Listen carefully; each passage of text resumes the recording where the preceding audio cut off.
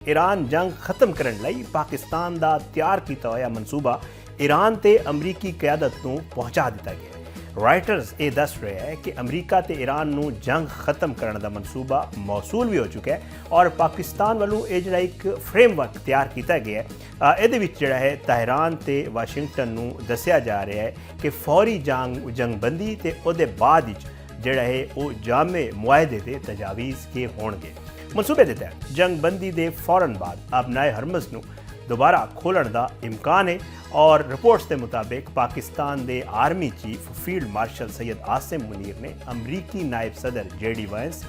खसूसी एलची Steve Witkoff ते ईरानी वजीर खारजा अब्बास इराकची नाल मुसलसल राबता किया है। मनसूबे के मुताबिक 45 दिन की जंगबंदी के बाद इस्लामाबाद हतमी मुज़ाकरात मुतवक्के ने जिथे मुआहदे विच ईरान वालों जोहरी हथियार ना बनाने की यकीन दहानी के बदले पाबंदियां जड़ियां ईरान के उत्ते ने वो नरम कीतियां जाणगियां ते मुंजमद जिहड़े असासे ने वो भी बहाल कर दिते जाणगे। आलमी मीडिया ये रिपोर्ट कर रहे हैं कि पाकिस्तान के इस तैयार किए हुए जंगबंदी के मनसूबे नूं इस्लामाबाद एकॉर्ड का नाम दिता जा रहा है जिस दे तहत इब्तदाई मरले अबनाए हुरमज़ नूं मुकम्मल तौर पर खोल दिता जाएगा। इस हवाले नाल जदों दफ्तर खारजा तो पूछा गया तो दफ्तर खारजा जिहड़ा पाकिस्तान का है उन्होंने कहा कि इस मनसूबे बारे साडा कोई तबसरा नहीं, हाँ अलबत्ता खिते अमन का अमल जिहड़ा है वो असीं जारी रखांगे। दूजे पासे ईरान ने पाकिस्तान का तैयार किया जिहड़ा मनसूबा है वो मौसूल होने की भी बाकायदा तस्दीक कर दी है। ईरानी अहदेदार ने रॉयटर्स नाल गल करते हुए दस्सिया कि जंगबंदी बारे पाकिस्तान के तजावीज़ सानू मौसूल हो गए हैं। जंगबंदी मुजवज़ा असी उहदा जिहड़ा है तजावीज़ उहदा असी जायज़ा ले रहे हैं। अहदेदार ने कहा कि तहरान किसी डेडलाइन या दबाव को कबूल नहीं करेगा, आरजी जंगबंदी के बदले आबनाए हुरमज़ नहीं खोलेंगे। तहरान का ख्याल है कि अमरीका एक मुस्तकिल जंगबंदी लई तैयारी का फुकदान है। ईरान तनाज़े विच जिहड़ा हुण रूस ते चीन ने भी एंट्री मार दी है और मुतहरक किरदार जिहड़ा है अदा कर रहे हैं और अमरीका को एक बहुत बड़ा मशवरा उन्होंने दे दिता है। रूस ने अमरीका ते जोर दिता है कि वो ईरान नाल जिहड़ा है मामलात अल्टीमेटम देने की जिहड़ी पॉलिसी है वो छोड़ देवे ताकि खिते जिहड़ा है वो कशीदगी घट हो जाए और मुस्बत किरदार अदा किया जा सके। इस कशीदगी नूं घटाउण लई रूसी वजीर खारजा सरगई लारोफ ने ईरानी वजीर खारजा अब्बास इराकची नाल टेलीफोन पर गलबात की है और मौजूदा सूरत हाल में मजीद बेहतर बनाने लई मुज़ाकरात का रस्ता अख्तियार करने पर जोर भी दिता है। उन्होंने उम्मीद जाहिर की है कि ईरान वालों कशीदगी घटाने दी कोशिशां नतीजा खेज जिहड़ा है वो साबित होणगियां। सरगई लारोफ का यह कहना सी कि तमाम फरीकैन नूं वो उन्हां इकदामात तो गुरेज करना चाहिए जो सफारती कोशिशां नूं नुकसान पहुँचाण। उन्होंने वाज़े किया कि अमरीका नूं धमकी अमेज़ जबान की बजाय संजीदा सफारतकारी नूं तरजीह देनी चाहिए तो वाशिंगटन नूं हालात बेहतर बनाने लई अमली इकदामात करने की जरूरत है। दूजे पासे जिस तरह मैं चीन की गल कर रहा था जनाब तो चीन के वजीर खारजा वांगी ने भी रूसी हम मनसब नाल गलबात की है और सरगई लारोफ नाल जिहड़ा है टेलीफोन पर उन्होंने गलबात हुई है जिस जिहड़ा खिते की सूरत हाल से तबादला ख्याल होया और इस विच जिहड़ा है वांग ई दा कहना सी कि अबनाए हुरमज़ वर्गे अहम बहरी रस्ते जिहड़े ने उन्होंने बहाली सिर्फ जंगबंदी के जरिए ही मुमकिन है। ये सफारती राबते उस वक्त जिहड़ा सामने आ रहे हैं जदों ईरान अमरीका ते इसराइल के दरमियान वधदी हुई जिहड़ी कशीदगी है उसने पूरे खिते नूं गैर यकीनी सूरत हाल जिहड़ा है वो रखिया है। अच्छा हुण थोड़ी जी गल कर लेने कि जिहड़ी ये अमरीका ते इसराइल के जिहड़े हमले ने ये भी जारी ने जिहड़ा शदीद हमले और ये तहरान समेत मुख्तलिफ शहरों उत्ते हमले भी हुए हैं, बंबारी भी हुई है जिस दस्सिया जा रहा है कि 6 बच्चों समेत तकरीबन 24 अफराद शहीद ते दर्जना जख्मी हुए हैं। तलीमी इदारे मसाजिद रिहायशी इलाके से भी शदीद जड़ा है वो नुकसान दस्सिया जा रहा है कि उत्ता होया और ईरान ने इसराइल के शहर हैफा उत्ते भी मिज़ाइल हमले किए हैं जिन्हां विचों 2 अफराद के हलाक होने के इतलामियां हुई हैं। और अरबी नशरियाती इदारा जड़ा है अल जजीरा वो ये दस रहा है कि जी शहर हैफा ईरानी मिज़ाइल हमले के बाद इमदादी टीमां पूरी रात ते पीर के इब्तदाई साथ जोड़ा है वह मलबे थले दबे अफराद की तलाश करते रहे हैं और वाकई तकरीबन 9 बंदे जख्मी होने के इतलात आ रहे हैं उत्थे भी। और हुकाम दस रहे हैं कि जी एक अपार्टमेंट ब्लॉक रहने वाले 4 अफराद लापता सन जिन्होंने हुण तक 2 अफराद दी लाशां बाहर कढ़ियां जा चुकियां ने तो 2 अफराद की तलाश जो है हुण भी जारी है। रेस्क्यू हुकाम ने तस्दीक की है कि इमारत में एक भारी मिज़ाइल का निशाना बनाया गया जिसके नतीजे इमारत का निसफ हिस्सा जो है वो मुकम्मल तौर पर तबाह हो गया। गल कर लेना जरा सदर ट्रंप के हवाले नाल। तुसीं वेखिया कि सदर ट्रंप ने एक बार फिर ईरान नूं धमकी देंदे हुए बड़ा जाहिराना किस्म का एक सोशल मीडिया के उत्ते जिहड़ा पोस्ट लिखी और उन्होंने कहा कि मंगल का दिन जिहड़ा है ईरान पावर प्लांट डे ते ब्रिज डे होएगा। ईरान विच पावर प्लांट ते ब्रिज ਨੂੰ ਅਸੀਂ ਜਿਹੜਾ ਹੈ ਅਸੀਂ ਨਿਸ਼ਾਨਾ ਬਣਾਵਾਂਗੇ ਔਰ ਅਬਨਾਏ ਹੁਰਮਜ਼ ਨੂੰ ਅਗਰ ਨਾ ਖੋਲਿਆ ਅਗਰ ਖੋਲ ਦਿਓ ਨਹੀਂ ਤੇ ਜਿਹੜਾ ਹੈ ਅਸੀਂ ਤੁਹਾਨੂੰ ਜਹੰਨਮ ਵਿੱਚ ਧਕੇਲ ਦੇਵਾਂਗੇ। ਉਹਨਾਂ ਨੇ ईरान ਨੂੰ ਧਮਕੀ ਲਾਈ। माजी में वेख्या गया कि अगर जंग के दौरान कोई शहरी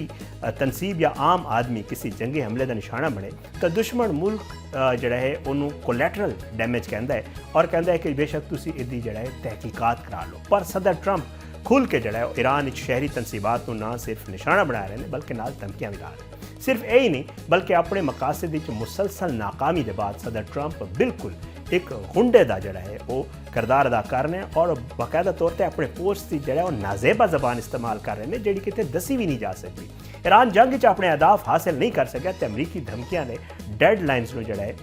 वो संजीदा ना लेना वो सदर ट्रंप ਲਈ मुसलसल मायूसी ਤੇ ਬੋਖਲਾਹਟ ਦਾ ਸਬਬ ਬਣਿਆ ਹੋਇਆ ਹੈ ਜੋ ਉਹਨਾਂ ਦੇ ਪੈਗਾਮ ਵਿੱਚ ਮੁਕੰਮਲ ਤੌਰ ਤੇ ਜਿਹੜੇ ਉਹ ਸੋਸ਼ਲ ਮੀਡੀਆ ਤੇ ਪੈਗਾਮਾਤ ਜਾਰੀ ਕਰ ਰਹੇ ਨੇ ਵਾਜ਼ੇ ਨਜ਼ਰ ਵੀ ਆ ਰਿਹਾ। ਖਾਸ ਤੌਰ ਤੇ ਸਦਰ ਟਰੰਪ ਨੇ ਸੋਸ਼ਲ ਮੀਡੀਆ ਤੇ ਜਿਹੜਾ ਹਾਲੀਆ ਬਿਆਨ ਜਾਰੀ ਕੀਤਾ ਹੈ और शहरी तनसीबात में निशाना बनाने के जोड़े इंदिया दिते ने वाजे तौर पर वो पूरी सूरत हाल जोड़ा है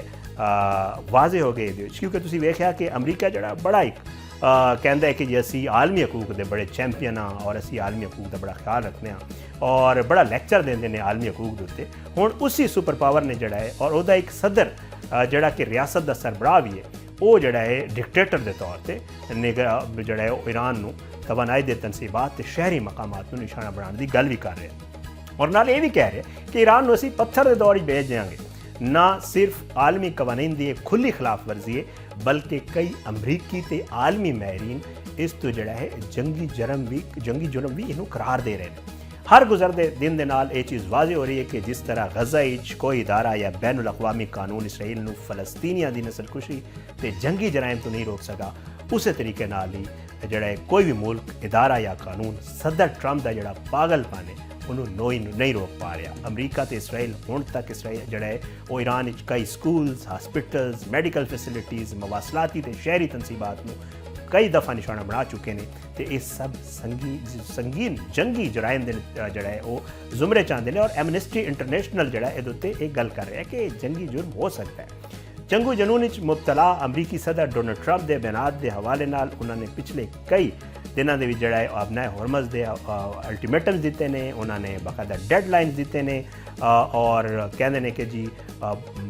तुसी अबनाए हुरमज़ खोल दो। तुसी वेख्या कि मार्च के महीने भी उन्होंने कहा सी पहले 5 दिन का अल्टीमेटम दिता सी फिर 10 दिन का दिता सी हुण 2 दिन का दोबारा जोड़ा अल्टीमेटम दे रहे हैं और कह रहे हैं कि 6 अप्रैल को हर सूरत जी कि डेडलाइन हुण खत्म हो रही कि जो तुसी खोल दो और वो तुहानूं पता है कि जोड़ा है वो टाइम हुण मुकम्मल होने वाला है। और साबिक अमरीकी सफ़ीर जोड़ा है इस हवाले नाल गल करते हुए स्टीफन जे एकर्ड वो कहते हैं कि सदर ट्रंप अपनी धमकियां नाल अमरीका को एक जोड़ा है रॉक स्टेट बना रहे हैं और जोड़ा है वो उन्होंने मुताबिक डीसैलिनेशन प्लांट के हमले लाजमी तौर पर एक जंगी जुर्म ने। इसमें शक नहीं कि ह्यूमन राइट्स वॉच के साबिक एग्जीक्यूटिव डायरेक्टर भी कहते हैं कि पावर प्लांट्स से हमले करना जंगी जुर्म है।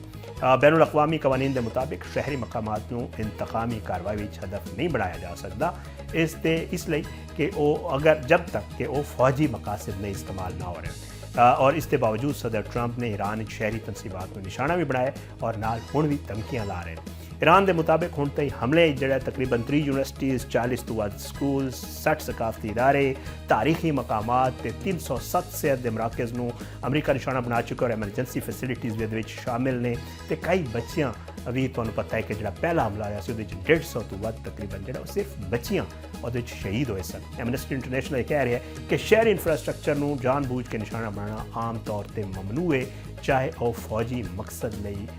जोड़ा है वो इस्तेमाल हो रहा है। और वाइट हाउस के तर्जमान जनाब एक ताज़ा खबर ये सामने आई है कि अमरीकी सदर डोनाल्ड ट्रंप आज एक प्रेस कॉन्फ्रेंस नाल खिताब कर रहे हैं जिस विच ईरान नाल जारी कशीदगी के मामले तो अहम गुफ्तगू दसी जा रही है कि करेंगे। तर्जमान ने दस्सिया कि सदर ट्रंप अमरीकी वक्त के मुताबिक दोपहर 1 बजे तो पाकिस्तानी वक्त के मुताबिक तकरीबन 10 बजे के टाइम जो मीडिया नाल खिताब करेंगे और प्रेस कॉन्फ्रेंस वाइट हाउस के ब्रीफिंग रूम ही होएगी तो इस विच आला फौजी क्यादत के हवाले नाल दस्सिया जा रहा है कि वह भी मौजूद होएगी। वाइट हाउस के मुताबिक ये प्रेस कॉन्फ्रेंस अमरीकी मीडिया के